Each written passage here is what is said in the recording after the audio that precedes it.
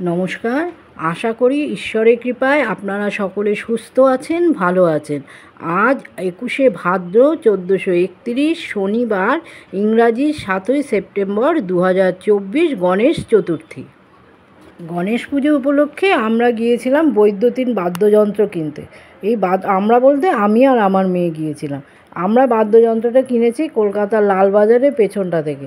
এটা বাদ্যযন্ত্রটা অনেকগুলো জায়গাতেই পাওয়া যায়, কিন্তু লালবাজারের পেছনে স্টকটা প্রচুর আর বিভিন্ন সাইজের পাওয়া যায়, মানে খুব ছোট থেকে একেবারে ম্যাক্সিমাম সাইজ অবধি পাওয়া যায়। তো সেই জন্যই লালবাজারে যাওয়া। তাই ওখানে লালবাজারে গিয়ে আমরা পছন্দ করলাম, বিভিন্ন বাদ্যযন্ত্র বাজিয়ে শুনলাম কোনটার আওয়াজ কীরকম হচ্ছে। তা সেই সব দেখে আমরা এই বাদ্যযন্ত্রটা আমরা কিনলাম। কিনে নিয়ে আমরা বোনের বাড়ির উদ্দেশ্যে রওনা দিলাম। আজকাল প্রায় সব মন্দিরেই বৈদ্যুতিন বাদ্যযন্ত্র আছে।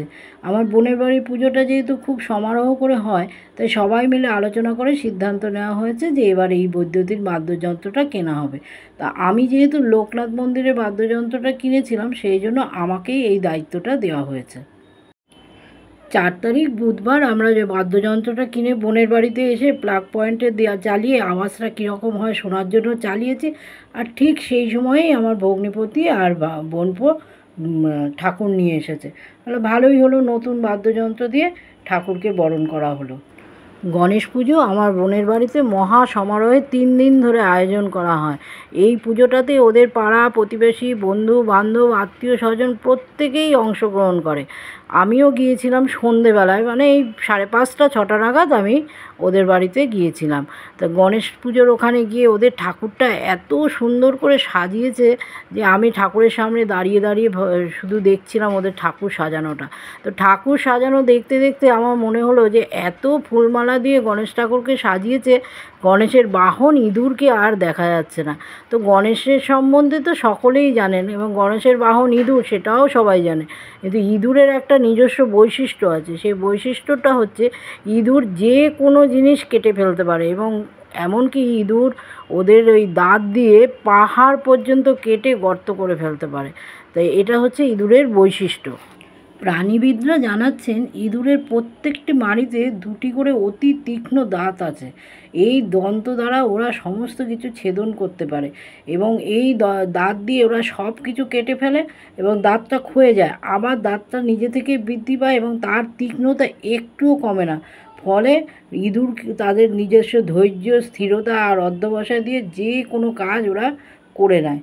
তাই আমরা ইঁদুরের এই স্বভাবটা আমাদের জীবনে অনুকরণ করতেই পারি। আমরা যদি নিজেদের স্থিরতা, ধৈর্য, অধ্যবসায় দ্বারা আমাদের সাংসারিক, ব্যবহারিক ও আধ্যাত্মিক জীবনের কঠিন বাধাগুলো অতি সাধনার তীক্ষ্ণতা ও তীব্রতা দিয়ে আমরা অতিক্রম করতে পারি। তো গণেশজির প্রিয় বাহন মূষিক বা ইঁদুরের এই স্বভাবটি আমাদের জীবনেও আমরা কাজে লাগাতে পারি।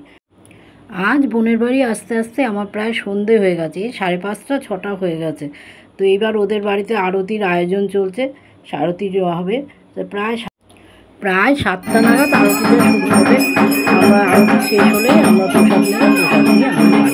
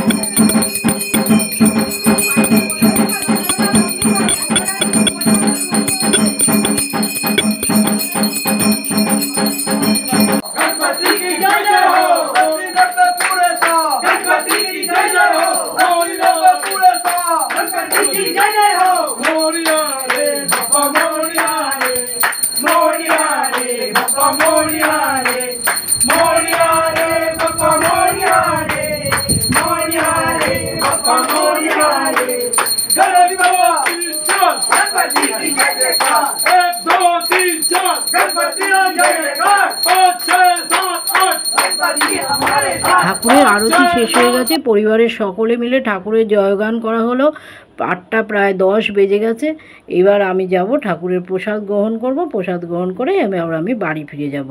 আজকের দিনটা আমি সত্যি খুব উপভোগ করলাম। আজকের ভিডিওটা আমি এখানেই শেষ করছি। সিদ্ধিদাতা গণেশের কাছে প্রার্থনা করি আপনারা সকলে সুস্থ থাকবেন, ভালো থাকবেন, আনন্দে থাকবেন। ভিডিওটা যদি ভালো লাগে একটা লাইক, কমেন্ট ও শেয়ার করে দেবেন। দেখা হবে পরবর্তী একটি ভিডিও নিয়ে। নমস্কার।